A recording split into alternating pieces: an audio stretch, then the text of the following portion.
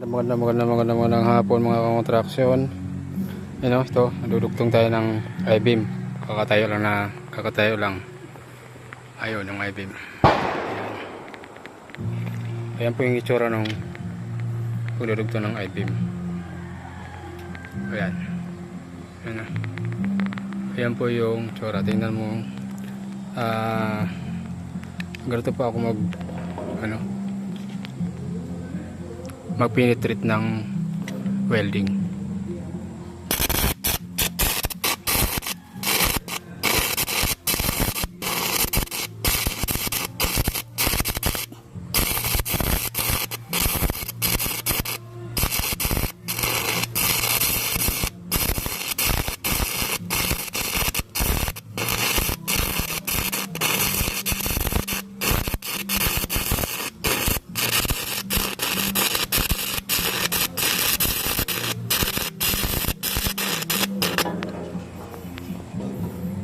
Ayan.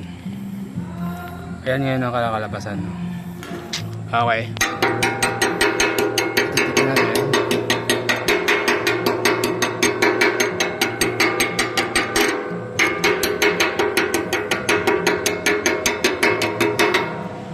Ayan ang pang-penetrate natin.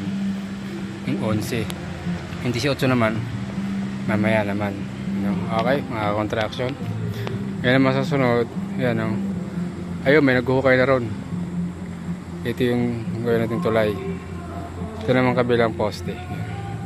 Napulot ko kanina. Ayan.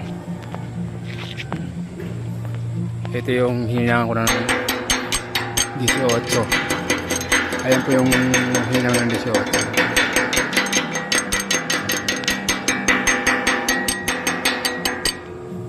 Ayan.